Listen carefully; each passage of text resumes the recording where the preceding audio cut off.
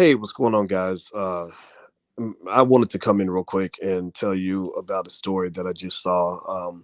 Dr. Charles Cole out of Oakland, shared this with me, and it really disturbed me. It's a story about a brother who was a really active. His name was Dirk Tillotson. Dirk Tillotson, who was, from what I understand, a very prominent education activist out of the city of Oakland. And Dirk this week was murdered. He was murdered inside his own house, and his wife was shot in the arm. And the police believe that he was targeted. The police believe that it wasn't a random crime, that this brother was shot, like deliberately, that they sought him out. They didn't go to anybody else's house. And so I just wanted to share some of this with you guys, and also Dr. Charles Cole. He's welcome to come into the Black Boss channel at some point and share his perspective on this brother. But I thought it would be worth it to take a second to talk about this brother. His name is Dirk Tillotson. I'm gonna read some of this to you. Hey Ramel, how are you? And as you come in, please hit the thumbs up button, hit the thumbs up, share, subscribe button. This is a platform for intelligent Black people, so we believe in education. So this story really bothered me. So let me read some of this to you. This is according to Mercury News. They said the police are saying that Oakland home of slain education advocate Dirk Tillotson may have been targeted. The home of prominent Oakland education equality advocate Dirk Tillotson may have been targeted in the Friday night break-in that resulted in him being shot to death and his wife Amina wounded. She was treated at a local hospital for a gunshot wound and released, Oakland police said. Quote, it does appear to be a targeted incident, said Oakland police spokesman Kim Armstead, adding that she could not specify whether the target was the East Oakland townhouse in the Maxwell Park neighborhood or a person. The shooting was reported at 11:29 p.m. Friday at the couple's home on the 2600 block of Monticello Avenue, which is a primarily residential area. Authorities said both victims were asleep when at least one person broke into the home. Tillotson, 52, was awakened by the noise and was shot after confronting the suspect, who also shot his wife. No arrests have been made as of Sunday, Armstead said. This brother Dirk Tillotson, I don't know. I did not know who he was before today.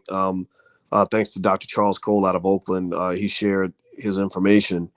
And first, I want to say R.I.P. To this brother and his family. I mean, man, this is really sad, and it really bothers me when you're talking about some of the best, most important, most significant people in the community. From what I've read, it looks like this brother was 100% B1. I mean, he was really from the B1 family. He was really out representing Black people to the fullest and making sure Black kids get an education. And you guys know that this is something that I believe in. And Dominique Faison says, I'm here in Oakland, haven't heard about this.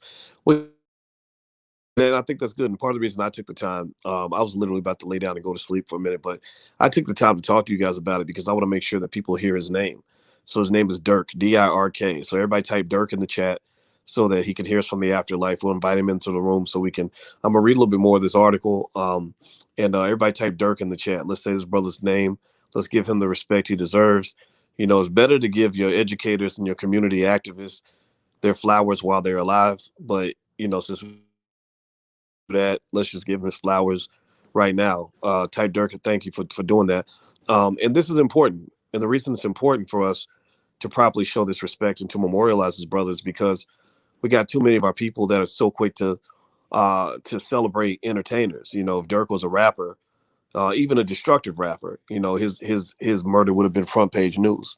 If he was some actor, if white people had put him in a movie or something, everybody would be talking about it, right? But what we don't talk about enough, even our own people don't do this, or even our own people don't do this. We don't talk enough about the real heroes in the community, the real superstars, the real Black leaders. Like the real Black leaders are not the Negroes on TV. The real Black leaders are the people in the hood, the people that are going into our communities and putting our people first, putting our people at the top of their priority list. Dirk seems like a guy who woke up in the morning thinking about Black people. Black people were not like an afterthought. He didn't just go support these kids on the weekends or when he has spare time. He did that as his primary job, his primary function, his primary passion in life. So this is the reason why, if you want to know why I'm taking the time to talk about this brother, it's because I saw it, and I know that I'm supposed to do this. Like, this must happen. So I'm gonna read a little bit more. Give me a yes in the chat. Let me know if you can still hear me. I'm switching my screen because I'm gonna read a little bit more about this brother's story, and also I'd be real curious to know who killed him, whoever killed him. I have zero tolerance for people like that. I hope it wasn't a black person who killed him. If it was a black person who killed him, I think it's a reminder that we have enemies, both foreign and domestic, that we got to deal with. Our enemy ain't just the white cops. It ain't just the government. It ain't just foreign countries. We have enemies right there in our neighborhoods, in our own communities. They want to see us dead. Want to see us thinking about killing black people more than Klansmen do. So let's just be clear. When you're talking about fighting this battle and the bravery this brother showed, in a city like Oakland, which is a wonderful city with an amazing legacy, but has endured the worst of the worst, you're really talking about a nasty battle. It's a real ugly battle. So let me pull this up. All right, hit the thumbs up button. Please hit the thumbs up button. So it says Tillotson's career, Dirk Tillotson, that's the brother's name, Dirk Tillotson, Tillotson. Please go Google him afterward. Tillotson's career in education activism took him all over the globe, from helping to reform schools in Qatar, to working on educational equity issues in New Orleans after Hurricane Katrina, to helping to incubate the first autism inclusion school in Harlem, New York, to expanding translation services for Oakland students. Quote, the world lost one of the best advocates of education in the world, said Paul Lee, who with Tillotson founded Great School Choices, a nonprofit that fights to give all students an equal shot at educational success.